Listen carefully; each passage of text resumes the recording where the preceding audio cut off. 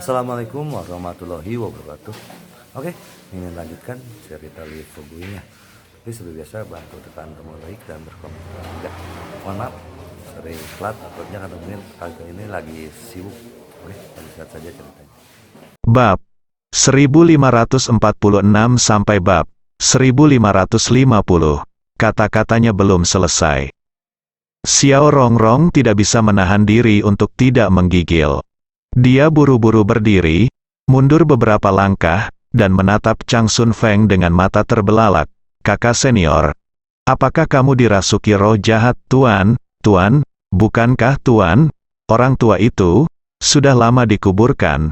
Mungkinkah dikatakan bahwa dia hidup kembali? Dia hidup kembali. Baru pada saat itulah Chang Sun Feng menyadari bahwa dia telah mengatakan hal yang salah. Dia tersenyum pahit dan berkata, "Hei, lihat mulutku. Aku menyalahkanku karena tidak berbicara dengan jelas. Ngomong-ngomong, lihat dulu. Kamu akan tahu setelah kamu melihat ini." Dengan itu, Chang Sun Feng menyerahkan Li Fugui padanya. Dia mengeluarkan barang-barang itu dari tangannya dan menyerahkannya kepada Xiao Rongrong. Ketika Xiao Rongrong mendapatkan kotak itu, dia membukanya karena penasaran. Ketika dia melihat surat di dalamnya dan garis merah dengan bunga biru di dalam dan di luar, dia tidak bisa menahan tangisnya lagi. Sejak ditangkap di sini, dia benar-benar kehilangan kontak dengan dunia luar. Lama sekali, saya pikir tidak mungkin Li Fugui terus menjaga dirinya sendiri. Tapi yang mengejutkannya adalah, Li Fugui tidak pernah menyerah padanya. Chang Sun Feng mengangkat kepalanya, siap melihat apa yang ada di dalam kotak. Untungnya, saya tidak menunggu dia melihat dengan jelas. Xiao Rongrong segera menyimpan kotak itu. Buka saja surat di dalamnya dan bacalah dengan cermat. Ketika dia selesai membaca surat itu dan melihat dua kata terakhir, dia tiba-tiba dipenuhi dengan harapan untuk masa depan. Chang Sun Feng mendekati Xiao Rongrong. Dengan rasa ingin tahu, dia bertanya, "Guru, apa yang guru bawakan untuk Anda?" Xiao Rongrong menyeka air matanya. Setelah mencoba yang terbaik untuk menenangkan suasana hatinya, dia tidak sabar untuk bertanya kepada Chang Sun Feng, "Saudaraku, tolong beritahu aku secepatnya, bagaimana kabar Fugui akhir-akhir ini? Apakah dia baik-baik saja?" Chang Sun Feng melihat Xiao Rongrong tetap diam. "Apa yang ada di dalam kotak?" Jadi saya tidak bertanya apa-apa lagi. Duduk di sebelahnya, dia menceritakan segala sesuatu tentang apa yang telah dilakukan Li Fugui baru-baru ini. Setelah mengatakan itu, Chang Sun Feng hanya bisa menghela nafas dan berkata, "Guru, saya dapat melihat bahwa guru sangat mengabdi kepada Anda. Coba pikirkan, dia hampir menghancurkan lembah Baihua kami untuk Anda. Untungnya, Anda menghilang. Tidak ada hubungannya dengan lembah Baihua kami. Lembah Baihua telah selamat dari bencana ini. Sekarang, dia mencarimu dan telah benar-benar menyinggung Sekte Tiangang dan Sekte Disa." Xiao Rongrong tergerak lagi dan menangis. Dia terisak-isak, dan pikirannya dipenuhi gambaran Li Fugui. Chang Sun Feng melihat Xiao Rongrong menangis dengan sangat sedih. Jadi dia membujuknya dengan suara rendah, "Guru, tolong berhenti menangis. Jangan khawatir, saya pikir guru akan segera naik gunung. Ada satu hal lagi, saya tidak yakin tentang sesuatu di sini. Wu Xi telah memimpin Master Sekte Tiangang ke desa Xiaoxi sebelumnya, dan orang-orang ini semua dibunuh oleh masternya. Mengapa Sekte Tiangang masih membantu Wu Xi mengadakan pernikahan sekarang?" Untuk bertanya, Xiao Rongrong tidak terlalu memikirkannya. Dia buru-buru bertanya, "Saudaraku, apakah kamu yakin Wu Xi benar-benar terbunuh?" Chang Sun Feng berkata dengan tegas, "Saya benar-benar yakin akan hal ini. Wu Xi sudah 100% mati sekarang." Xiao Rongrong menundukkan kepalanya dan sepertinya sedang berbicara pada dirinya sendiri. Dia berkata pada dirinya sendiri, "Saya hanya bertanya, mengapa pria ini berbeda dari sebelumnya?"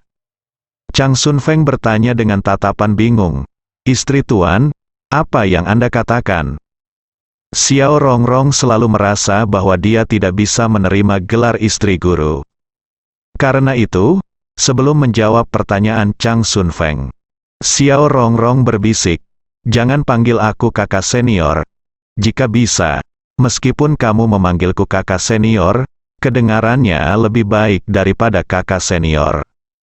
Chang Sun Feng melambaikan tangannya dengan cepat. "Tidak, tidak, ini tidak apa-apa, semuanya baik-baik saja. Tapi senioritas tidak bisa dikacaukan. Ngomong-ngomong, guru, tolong lupakan gelar Anda. Anda belum menjawab ketika saya menanyakan sesuatu. Saya baru saja mendengar sesuatu yang berbeda dari Anda. Apa yang terjadi?" Xiao Rongrong berkata perlahan. Su berkata, "Seperti ini. Ketika saya pertama kali naik gunung, saya bertemu Wuxi sekali. Tapi setelah itu, saya tidak melihatnya untuk waktu yang lama. Sampai kemarin sore, dia muncul di depan tentang aku lagi. Meskipun penampilannya persis sama dengan Wuxi, seolah-olah dia diukir dari cetakan yang sama, ucapan dan perilakunya agak berbeda." Chang Sun Feng mengerutkan kening dan berkata, "Apakah ini tidak mungkin? Mungkinkah Wuxi memiliki saudara kembar?" Xiao Rongrong melambaikan tangannya saat ini dan berkata, "Saudara kembar tidak mungkin. Saya pikir Wuxi yang datang kepada saya kemarin sore haruslah seseorang yang berpura-pura." Chang Sun Feng menyentuh bagian belakang kepalanya. Dibandingkan dengan Xiao Rongrong, dia masih relatif lemah di dunia manusia. Jadi, sekarang setelah mendengar kata-kata Xiao Rongrong, saya tidak tahu mengapa Sekte Tiangang melakukan ini. Dia menunduk dan berpikir sejenak. Chang Sun Feng tidak memikirkan alasannya. Jadi dia bertanya dengan suara rendah, "Guru, beritahu saya, karena Wuxi sudah meninggal, mengapa Sekte Tiangang masih mengadakan Wuxi dan pernikahan Anda, dan mereka masih menemukan seseorang untuk berpura-pura menjadi Wuxi? Ini sama sekali tidak perlu." Pikiran Xiao Rongrong berubah. Dia dengan cepat memikirkan alasannya. "Kakak senior, saya pikir Sekte Tiangang melakukan ini, kemungkinan besar, untuk wajah mereka." Chang Sun Feng mengerutkan kening dan bertanya, "Apa, wajah?" Xiao Rongrong mengangguk dan menganalisis dengan cermat, berkata, "Ya, bagaimanapun, Sekte Tiangang adalah eksistensi yang relatif kuat di antara sekte-sekte tersebut, dan Wuxi serta saya telah bertunangan sejak lama. Setelah memastikan tanggal pernikahan, Sekte Tiangang pasti sudah mengirimkan undangan ke sekte lain sejak lama. Akibatnya, saat pernikahan semakin dekat, Wuxi tiba-tiba terbunuh, dan dia dibunuh oleh pemuda seperti Fugui. Begitu insiden itu menyebar, Sekte Tiangang pasti akan kehilangan muka. Jadi sekarang, mereka sedang mencari seseorang untuk berpura-pura menjadi Wuxi dan menikah denganku terlebih dahulu. Kemudian carilah kesempatan untuk membantu Wuxi membalas dendam." Setelah mendengar kata-kata ini, Zhang Sun Feng tiba-tiba menyadari. Dia segera tersenyum dan berkata, "Guru, tidak heran guru sangat menyukaimu. Ternyata kamu sama pintarnya dengan guru. Ngomong-ngomong, guru, apa yang akan kamu lakukan selanjutnya?" Xiao Rongrong tersenyum tipis. Dalam surat tadi, Li Fugui telah memberitahunya metode yang terlintas dalam pikirannya, dan sekarang dia hanya perlu melakukan apa yang dikatakan Li Fugui. Tapi di depan Chang Sun Feng, Xiao Rongrong tidak mau memberitahunya ide buruk yang dikatakan Li Fugui padanya. "Jangan khawatir, Fugui sudah memberitahuku apa yang harus kulakukan secara spesifik. Jangan khawatirkan aku. Ngomong-ngomong, apakah kamu datang sendiri?" Chang Sun Feng menggelengkan kepalanya dan berkata dengan jujur, "Tidak, saya datang dengan perwakilan dari keluarga Nangong dan keluarga Chao. Mereka sekarang berada di ruang samping di gerbang gunung. Seperti yang Anda ketahui, mereka adalah orang-orang biasa di dunia fana. Dunia, meskipun mereka juga terpengaruh oleh undangan, tetapi saat ini tidak memenuhi syarat untuk memasuki gerbang Sekte Tiangang." Xiao Rongrong mengangguk. Kemudian dia berkata terus terang kepada Chang Sun Feng, "Kalau begitu, Kamu harus pergi dan mengurus mereka terlebih dahulu. Kebanyakan orang yang menghadiri pernikahan kali ini adalah murid sekte. Mereka dapat dengan mudah diintimidasi. Chang Sun Feng bertanya pada Xiao Rongrong dengan ekspresi prihatin di wajahnya. Kalau begitu kamu harus menjaga dirimu sendiri dan tidak mengalami kecelakaan, tahu? Xiao Rongrong berkata dengan percaya diri, jangan khawatir. Aku akan menunggu Fu Gui untuk menjemputku. Setelah mengatakan ini, Xiao Rongrong menyuruh Chang Sun Feng ke pintu. Tunggu sampai Chang Sun Feng pergi. Xiao Rongrong datang ke kamar tidur. Setelah mengambil bunga tuan yang dibawakan Li Fugui, dia mengenakan pakaian intim yang diberikan Li Fugui padanya. Ibu kota, kematian Ma Tongfeng tentu menimbulkan keributan. Yang pertama ada di inning ke-6. Setelah Sun Shoukang mengetahui kematian Ma Tongfeng, dia segera memanggil wakil direktur lainnya dan kepala tim penegak hukum markas besar Fa Keming ke Aula Fei Long.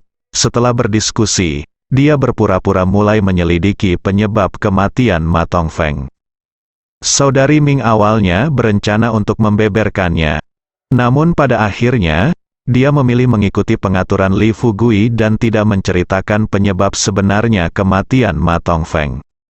Sebaliknya, dia menonton pertunjukan Sun Shoukang dan Fa Keming. Waktunya tiba keesokan harinya, keluarga Bu.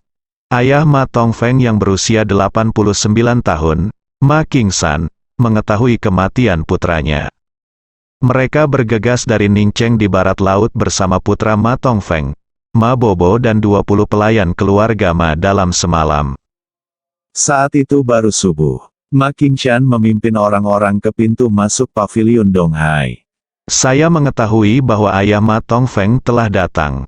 Tentu saja, Sun Shoukang dan yang lainnya tidak punya waktu untuk berpikir terlalu banyak, dan segera meminta anggota Biro ke-6 untuk mengundang Ma Qingsan dan rombongannya ke Istana Raja Naga.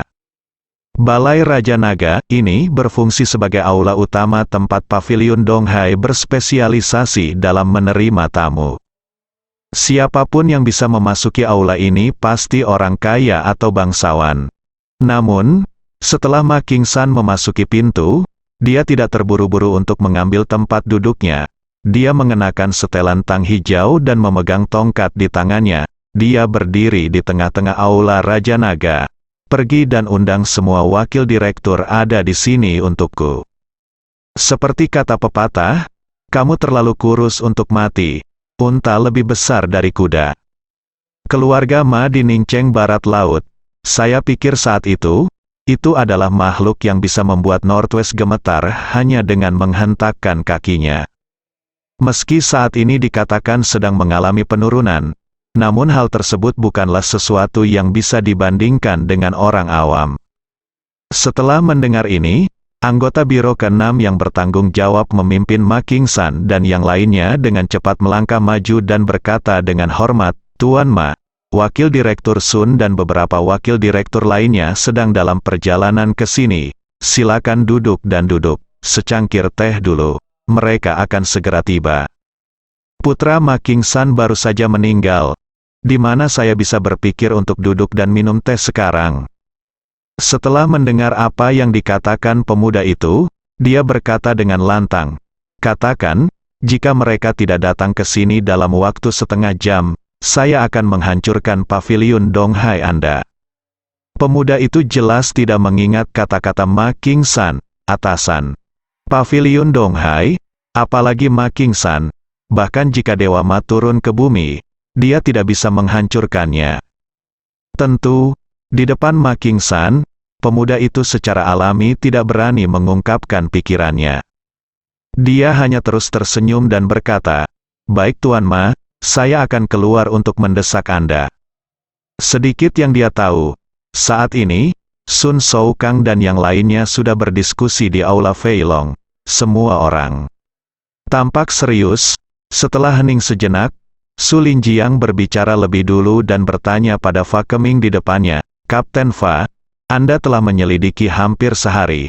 Bagaimana? Apakah Anda sudah menemukan penyebab kematian Wakil Direktur Ma? Fa Keming mengikuti instruksi sebelumnya dibahas dengan Sun Shoukang. Dia berkata terus terang kepada semua orang, setelah otopsi kami, kematian wakil direktur Ma kemungkinan besar ada hubungannya dengan Kapten Lee. Kata-kata ini tepat pada tempatnya. Sister Ming adalah orang pertama yang melebarkan matanya. Meskipun dia telah berpikir sebelum dia datang bahwa pihak lain mungkin akan menaruh baskom kotoran ini di kepala Li Fugui, yang mengejutkannya adalah pihak lain begitu tidak tahu malu dan langsung sampai pada kesimpulan seperti itu. Lihatlah Fa Keming. Saudari Ming berpura-pura terkejut dan berkata, Kapten Dharma, kita harus mendasarkan pernyataan kita pada fakta. Haha, apakah ini ada hubungannya dengan Kapten Lee? Izinkan saya bertanya, apa hubungannya masalah ini dengan Kapten Lee? Dihadapkan dengan pertanyaan, Fa Keming sebenarnya membuat serangkaian laporan otopsi. Sambil menyerahkannya kepada saudari Ming, Fa Keming berkata dengan serius, lihat ini. Setelah otopsi, ditemukan bahwa wakil direktur Ma mengalami pecahnya meridian karena kambuhnya luka lama dan ledakan kemarahan yang tiba-tiba. Setelah itu, meridian pecah, yang lain dia memperburuk luka lamanya dan meninggal karena gagal jantung paru. Kita semua tahu bahwa luka lama wakil direktur Ma disebabkan oleh Kapten Lee. Jadi saya katakan bahwa kematian wakil direktur Ma ada hubungannya dengan Kapten Lee. Kontak. Setelah mendengar ini, Sister Ming benar-benar ingin melangkah maju dan memberi mulut besar pada Fa Keming. Namun, sekarang laporan itu ada di hadapannya, sulit baginya untuk berdiri dan membantahnya secara langsung. Sun Soukang terus memandangi Sister Ming dari sudut matanya. Ketika dia melihat bahwa Sister Ming memilih untuk tetap diam, dia menghela nafas dan berkata, Sister Ming, jangan khawatir, Fugui adalah kapten kami yang termuda dan paling menjanjikan di angkatan ke-6. Lagi pula, aku memintamu untuk membujuknya kemarin. Bukankah kamu bilang dia harus mempertimbangkannya? Menurutku dia tidak perlu memikirkannya sekarang.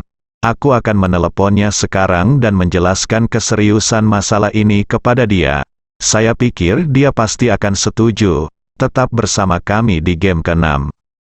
Melihat ekspresi percaya diri di wajah Sun Soukang, Sister Ming mungkin sudah memikirkan apa yang akan dilakukan orang ini. Dia tidak berhenti, sebaliknya, dia bertanya sambil setengah tersenyum, benarkah? Sun Soukang berkata dengan penuh kepastian, jangan khawatir, saya masih tidak bisa membiarkan Li Fugui mengambil keputusan untuk tetap berada di game ke-6 kali ini. Saya akan melakukannya lebih baik berhenti bersamanya. Kata Sun Soukang mengeluarkan ponselnya. Di depan semua orang, Sun Soukang langsung menghubungi nomor Li Fugui. Saat ini, Li Fugui masih terbaring di tempat tidur. Dengarkan telepon berdering, dia membuka matanya dengan mengantuk dan meraih ponselnya. Hei, siapa itu? Sun Soukang ingin memamerkan kemampuannya. Dia benar-benar menyalakan handsfree. Meletakkan ponselnya di atas meja dan mendengar pertanyaan Li Fugui, Sun Soukang berkata sambil tersenyum, Kapten Lee, kalau dilihat dari keadaanmu, kamu sepertinya masih tidur, kan? Li Fugui menjawab dengan dingin, kamu tahu kenapa kamu masih bertanya, bicaralah tentang hal-hal ketika Anda memiliki sesuatu untuk dilakukan, dan tinggalkan ketika Anda tidak memiliki hal lain untuk dilakukan. Ini adalah sikap Li Fugui. Sun Soukang sekali lagi menunjukkan ekspresi malu di wajahnya. Dia tersipu dan menatap semua orang yang hadir dari sudut matanya. Setelah melihat ekspresi mengejek di wajah beberapa wakil direktur lainnya, Sun Soukang sekali lagi menyulut amarah di hatinya. Tetapi, kali ini dia berhasil meredam amarahnya. Dia terus tersenyum dan berkata, Kapten Lee, jangan marah dulu. Ada yang ingin saya bicarakan dengan Anda. Seperti yang Anda ketahui, bel balai wolong berbunyi kemarin, dan wakil direktur Ma Tongfeng dan Ma meninggal dunia. Pagi ini Ma Qingsan, lelaki tua dari keluarga Ma di Ningcheng Barat Laut, memimpin orang-orang langsung ke paviliun Donghai dan meminta kami menyerahkan pembunuhnya. Li Fugui baru saja mendengar ini. Dia tidak bisa tidak bertanya, tunggu, Wakil Direktur Sun, apa hubungannya masalah yang Anda bicarakan dengan saya? Sun Soukang berkata dengan serius, pada pandangan pertama, masalah ini tidak ada hubungannya dengan Anda. Tetapi masalahnya adalah, setelah penyelidikan kami semalaman dan otopsi pada jenazahnya. Akhirnya, kami sampai pada kesimpulan bahwa kematian Wakil Direktur Ma ada hubungannya dengan Anda. Li Fugui mencibir dan bertanya, Wakil Direktur Sun, bisakah kita berhenti membuat masalah? Kamu baru saja bilang kamu masih ingin menaruh baskom kotoran di kepalaku. Kematian Ma Tongfeng sebenarnya ada hubungannya denganku. Apa yang kamu katakan, Sun? Soukang berkata perlahan, Kapten Li, beberapa wakil direktur kami ada di sini sekarang, dan Saudari Ming juga telah membaca laporan otopsi. Li Fugui duduk tegak dan bertanya dengan penuh minat, oh, sekarang Saudari Ming sudah membaca laporan otopsi. Apa yang dia katakan? Sun Soukang mengalihkan perhatiannya ke Sister Ming. Pada saat ini, Sister Ming mengeraskan suaranya dan berkata terus terang, apalagi yang bisa saya katakan? Laporan otopsi sudah ada di sini. Anda harus memberitahu Wakil Direktur Sun detailnya. Masalah ini tidak ada hubungannya dengan saya. Setelah mendapatkan surat Sister Ming penyataan, Sun Soukang berkata kepada Li Fugui dengan bangga, Kapten Li, Anda seharusnya sudah mendengar apa yang dikatakan Sister Ming sekarang, kan? Maksudnya sangat jelas, dia tidak bisa mengendalikan masalah ini sekarang. Tapi jangan khawatir, kamu sekarang adalah kapten terbaik dari Biro ke-6 kami. Adapun Wakil Direktur Ma, selama kamu bersedia untuk terus menjabat sebagai kapten Biro ke-6 kami di masa depan, Wakil Direktur kami akan menemukan cara. Saya akan membantu Anda menyelesaikan masalah ini. Li Fugui mendengar ini, dia bertanya balik, lalu jika saya masih tidak setuju, apa yang akan Anda lakukan? Sun Soukang tidak banyak berpikir, dan langsung melepaskan kartu asnya, berkata dengan dingin, Kapten Li, saya menyarankan Anda untuk memikirkan masalah ini dengan hati-hati sebelum berbicara tentang hal itu. Li Fugui berkata dengan nada meremehkan, saya telah memikirkannya dengan jelas. Izinkan saya bertanya kepada Anda, apa yang akan Anda lakukan jika saya tidak setuju? Pada saat ini, Sun Soukang berkata dengan serius, jika Anda tidak setuju, saya hanya bisa laporan otopsi ini telah diserahkan kepada Ma Qingshan. Li Fugui tersenyum acuh tak acuh dan berkata, berikan jika kamu mau. Cepat berikan sekarang, jangan mengancamku dengan hal semacam ini. Hati Sun Soukang menegang. Dia tidak menyangka kepala Li Fugui sekuat itu.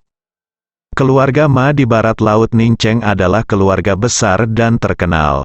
Seperti keluarga Gongyang di kota Honghe, mereka semua adalah kaisar lokal yang terpecah di satu sisi.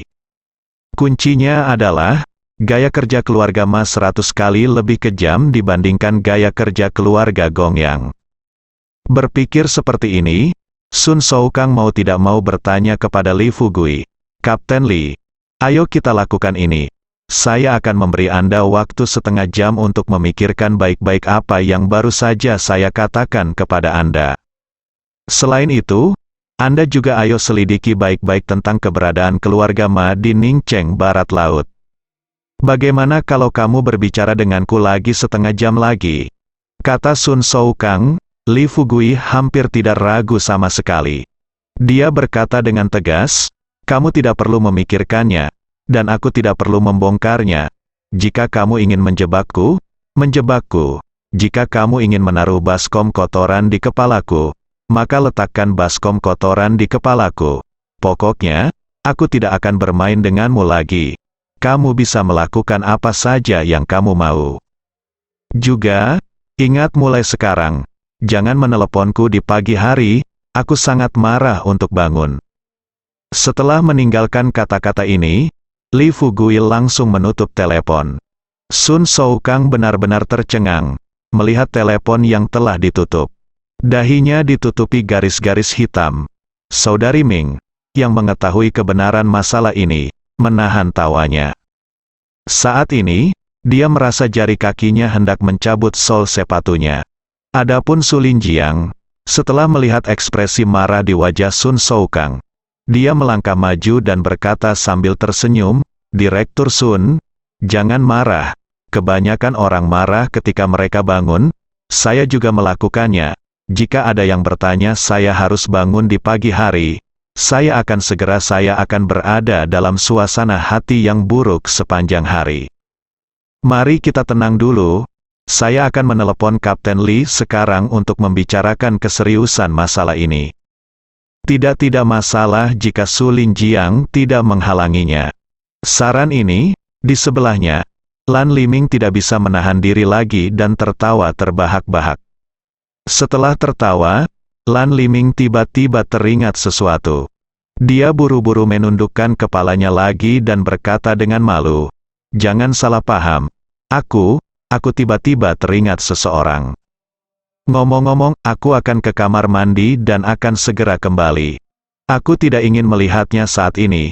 Sun Soukang, yang sangat marah, tiba-tiba meraung, "Oke, kamu boleh tertawa jika kamu mau."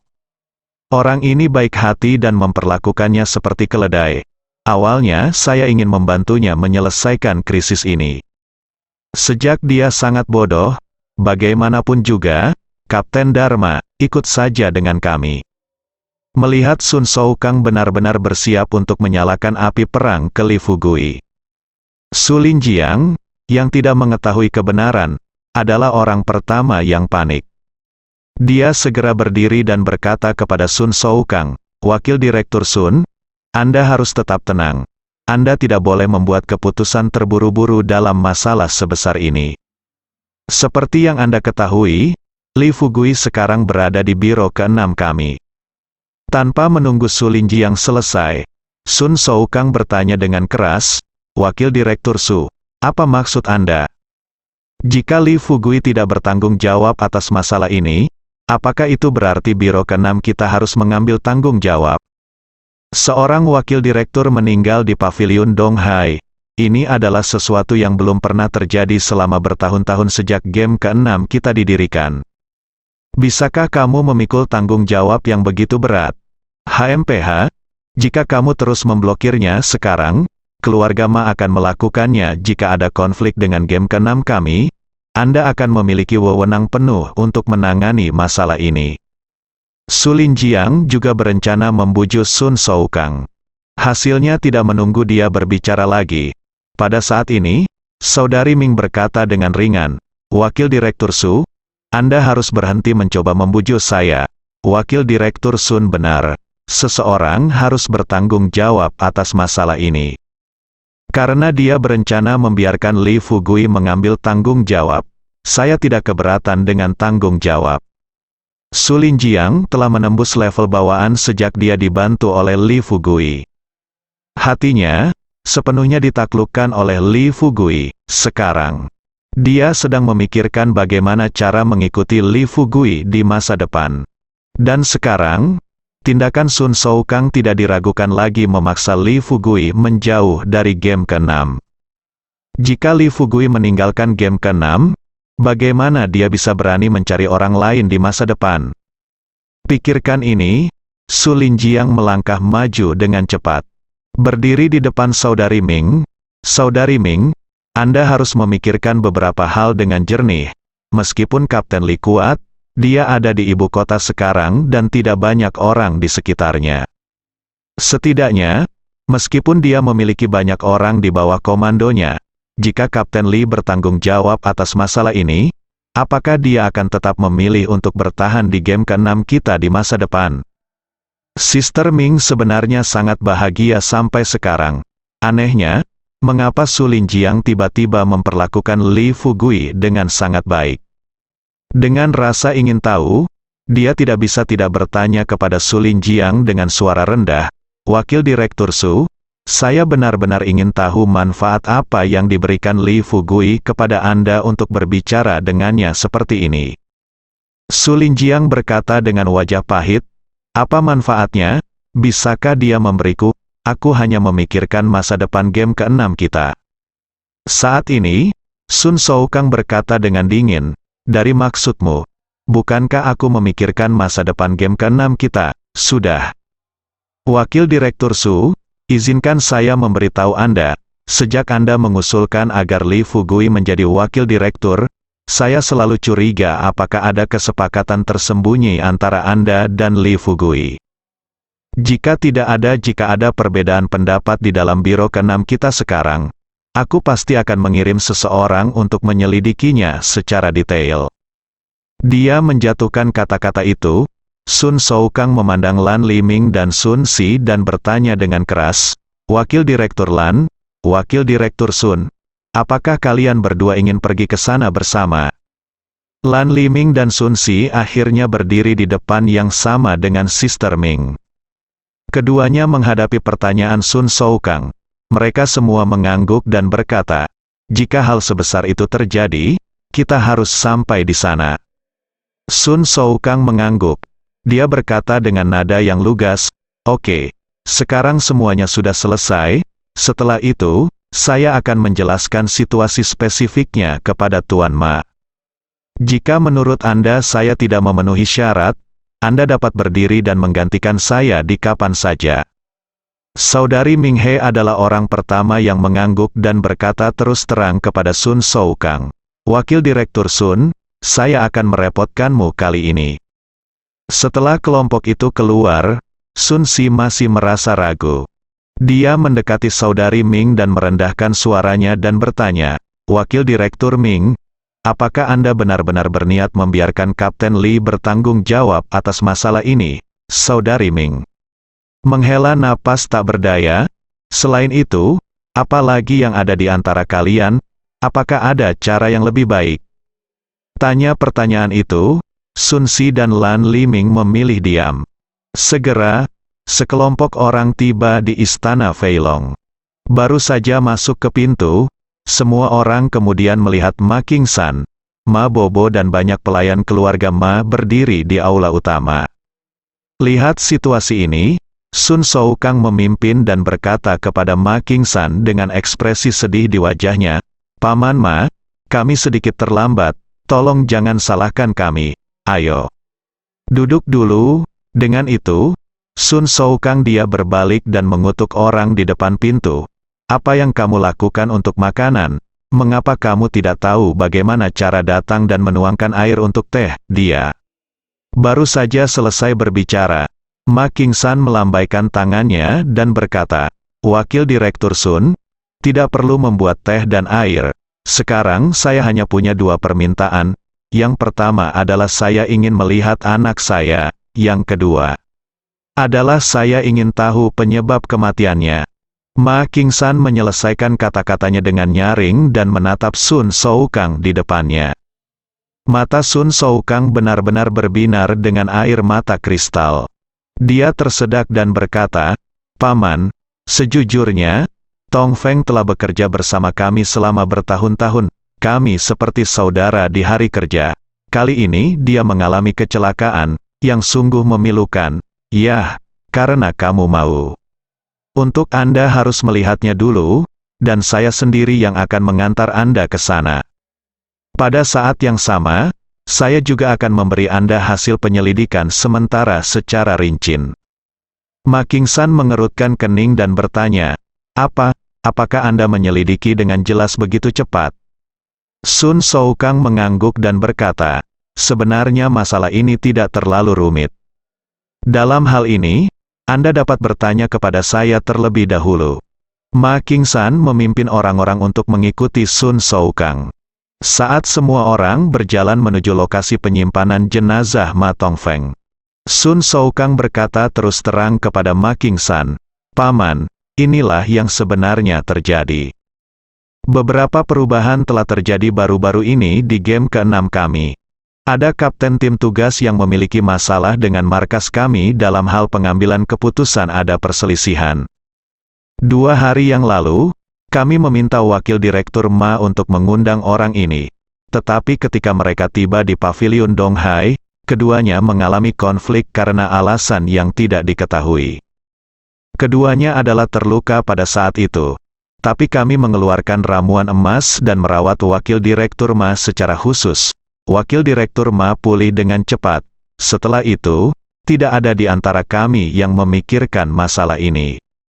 Tetapi pada akhirnya, Wakil Direktur Ma tidak melakukannya mengharapkan itu, tetapi Direktur terus mengingat kejadian ini dan bersiap mencari seseorang untuk memberi pelajaran kepada anak ini.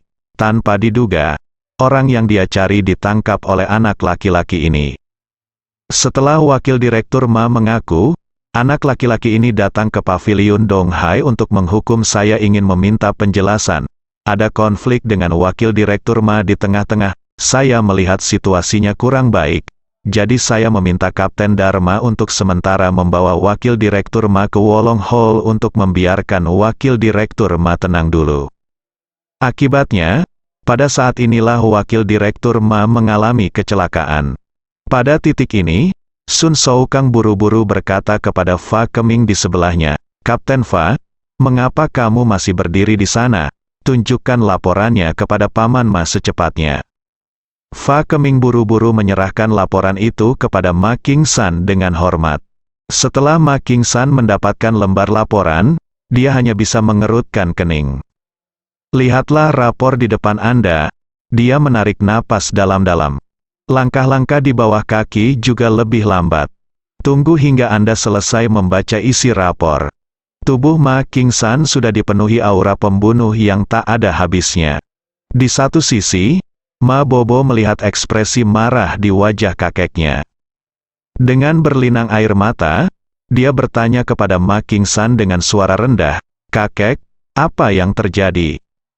Ma Qingshan tidak mengatakan sepatah kata pun, tetapi menyerahkan laporan itu kepada Ma Bobo dengan tangan gemetar. Ma Bobo selesai membaca, air mata menggenang di matanya. Dia tersedak dan berkata, kamu bajingan, Wakil Direktur Sun. Tolong beritahu saya, siapa nama ketua tim ini? Juga, tidakkah kamu berencana untuk menghukumnya di ronde ke-6? Sun Soukang He berkata tak berdaya. Kami juga ingin menghukumnya, tapi dia sudah menyerahkan surat pengunduran dirinya beberapa hari yang lalu. Selain itu, menurut hasil penyelidikan kami, jika kami harus mengatakan bahwa kematian Wakil Direktur Ma jika itu terkait dengan dia, itu agak dibuat-buat. Tidak ada cara bagi kita untuk berdiri dan menghukumnya. Kedua, ada hal lain. Dia memiliki beberapa koneksi dengan perusahaan konferensi ramuan. Tentu saja, Anda dapat yakin bahwa masalah ini, jika kami yang mengurusnya, kami pasti akan mengurusnya, dan kami pasti akan memberikan keadilan kepada Wakil Direktur Ma. Sun Soukang baru saja mengatakan ini. Ma Qingshan justru berkata dengan lantang, oke, jangan dibicarakan, sekalipun kami meminta keadilan dalam masalah ini, kami bisa memintanya sendiri. Anda tidak perlu membantu kami meminta keadilan. Juga, apa maksudmu, dia sudah mengundurkan diri sekarang, kan? Apakah ini berarti meskipun kami membunuhnya, kami tidak akan dianggap melawanmu di ronde ke-6? Sun Soukang hendak mengangguk, Su Linjiang segera berdiri dan berkata, tunggu, Paman Ma, saya menyarankan Anda untuk tenang tentang masalah ini. Meskipun kematian Wakil Direktur Ma membuat kami sangat sedih, jika kami membunuh Kapten Li karena masalah ini, itu akan terjadi. Itu kerugian besar bagi dunia seni bela diri kuno. Ma Qingshan tiba-tiba berhenti, berpaling untuk melihat Su Linjiang. Dia bertanya dengan dingin, Wakil Direktur Su, kan? Sepertinya Anda mengatakan kepada saya bahwa jika anak saya meninggal, dia harus mati sia-sia, bukan? Su Linjiang buru-buru berkata, lambaikan tanganmu. Saat aku hendak menjelaskan, Sun Soukang meminta maaf dan berkata sambil tersenyum, Wakil Direktur Su, oke, Anda tidak ingin Kapten Li memaafkan Anda. Saya tahu apa yang Anda pikirkan. Bukankah Anda hanya khawatir Kapten Li terlalu kuat dan Paman Ma dan yang lainnya akan menderita? Tapi jangan pernah berpikir tentang siapa Paman Ma. Su Linjiang akhirnya mengerti apa artinya membunuh tanpa darah. Di depanku adalah Sun Soukang. Bajingan itu.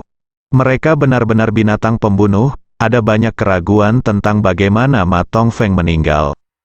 Sekarang biarkan Fa Keming membuat apa yang disebut laporan dengan bingung. Baskom kotoran seluruhnya ditempatkan di kepala Li Fugui. Dan benar-benar menghapus game ke-6. Sekarang dia secara khusus membuat marah Ma Qingshan dan meminta Ma Qingshan membalas dendam pada Li Fugui. Metode ini, meskipun kejam, ia juga terlalu hina dan tidak tahu malu.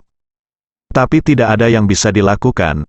Meski juga wakil direktur di Biro ke-6, kualifikasinya terlalu junior, ia ingin mengutarakan apa yang ada di pikirannya, namun ia tidak berani.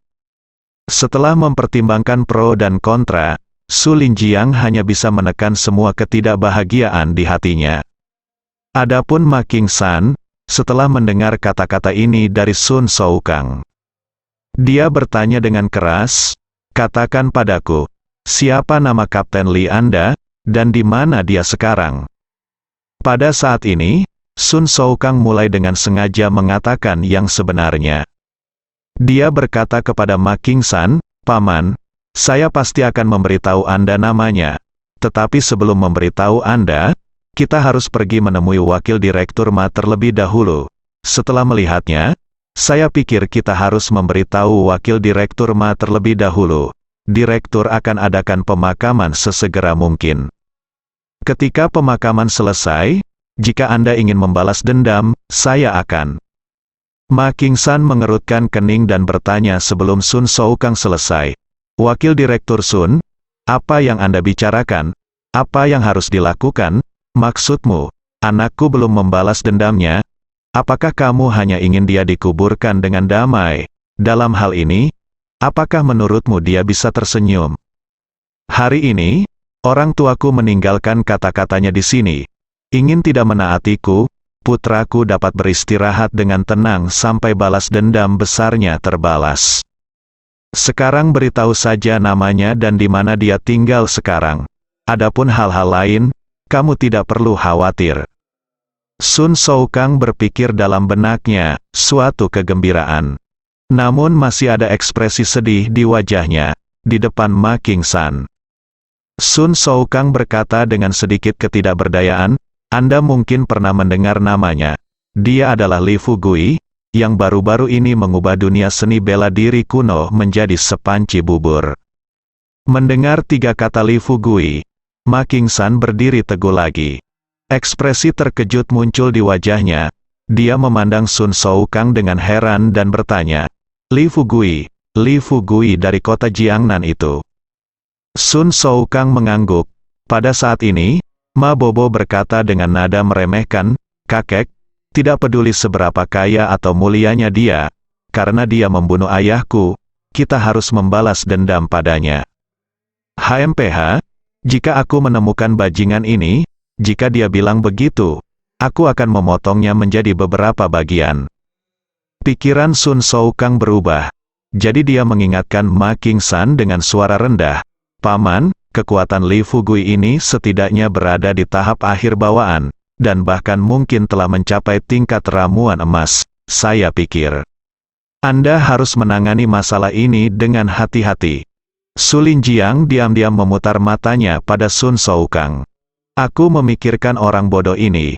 Dia juga menganggap Li Fugui sebagai master di tingkat inti emas. Seperti yang diketahui semua orang, kekuatannya saat ini telah mencapai tingkat jiwa baru lahir yang menakutkan.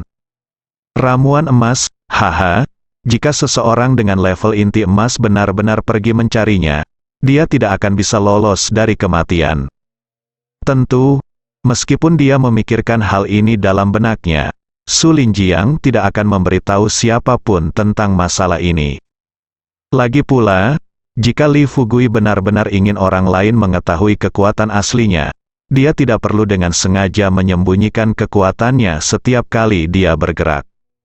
Ma Qingshan mengertakkan gigi, sakitnya kehilangan seorang anak. Hal ini membuatnya tidak bisa memikirkan masalah apapun dengan tenang. Selain itu, orang-orang yang dibawanya kali ini, ada 12 master di tahap akhir Xiantian, dan 8 sisanya juga merupakan master di tahap tengah Xiantian. Selain itu, dia adalah orang kuat di tahap akhir bawaan. Jika 13 Master Xiantian tahap akhir tidak dapat membunuh seorang bocah liar yang muncul dari desa pegunungan kecil, maka anak ini bukanlah manusia, melainkan dewa yang turun ke bumi. Oke, saya mengerti. Katakan sekarang, di mana dia tinggal? Sun Shoukang berkata dengan serius, Beijing, rumah dan hotel. Mari kita bicara tentang Li Fugui. Setelah menjawab telepon Sun Shoukang pagi ini, dia tahu keluarga Ma akan datang.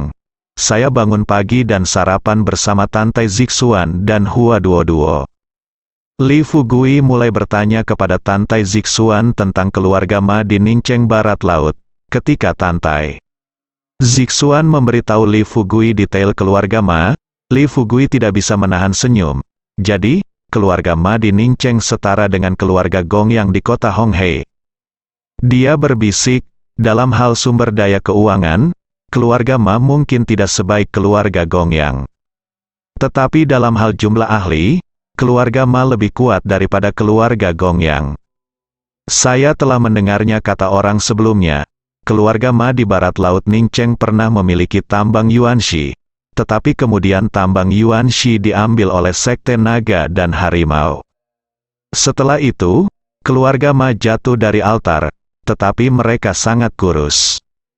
Unta lebih besar dari kuda, dan dikatakan bahwa keluarga Ma menyembunyikan banyak Yuanxi secara pribadi. Selain itu, setelah Sekte Longhu mengambil tambang magia Yuanxi, itu mungkin karena rasa bersalah. Selama keluarga Ma bertemu jika ada kesulitan, Sekte Naga dan Harimau akan mengirim orang untuk membantu. Mendengar ini, Li Fugui menjadi agak tertarik. Pertanyaan, Sekte Naga dan Harimau, bagaimana kekuatannya dibandingkan dengan Sekte Tiangang? Tantai Zixuan berkata dengan jujur, kekuatan Sekte Naga dan Harimau jauh lebih unggul dari Sekte Tiangang. Bagaimanapun, mereka juga memiliki sumber Yuanxi, sumber daya biji dan Yuanqi di tangan mereka. Cukup. Dalam hal ini, secara alami akan ada banyak master di sekte ini. Li Fugui mengangguk dan mulai berpikir serius. Jika itu masalahnya, sepertinya langkah yang saya lakukan ini bisa dikatakan cukup tepat. Kebetulan kali ini keluarga Ma terbiasa melenyapkan sepenuhnya masalah besar Sun Shoukang. Mulai sekarang, hidup saya di game ke-6 akan jauh lebih mudah. Saat ini, Hua Duo tampak khawatir dan bertanya kepada Li Fugui. Fugui, apakah kamu berencana membiarkan keluarga Ma berurusan dengan Sun Shoukang kali ini? Li Fugui melihat ekspresi khawatir Hua Duo dan bertanya, ada apa? Apakah ada yang tidak diperbolehkan? Hua Duo menggelengkan kepalanya dan berkata, itu tidak benar. Kuncinya adalah aku takut keluarga Ma tidak akan mempercayai apa yang kamu katakan. Li Fugui tersenyum santai dan berkata, bukankah aku sudah memberitahumu, saya punya ini. Saat dia berbicara, Li Fugui mengeluarkan ponselnya dan mengguncangnya. Saat itu tengah hari dalam sekejap, Li Fugui dan yang lainnya sedang makan siang. Tanpa diduga, ada ketukan cepat di pintu, dengarkan suara. Li Fugui melirik Xiao Chan di sebelahnya. Tepat ketika Xiao Chan hendak melangkah maju dan membuka pintu. Tadi sangka, pintu kamar tiba-tiba ditendang hingga terbuka. Segera setelah itu, lusinan master tingkat bawaan bergegas masuk ke ruangan dalam sekejap mata. Lihat situasi ini. Li Fugui berbalik dan melihat ke arah pintu. Kemudian dia melihat seorang lelaki tua mengenakan setelan tang biru berjalan di luar pintu. Bersambung.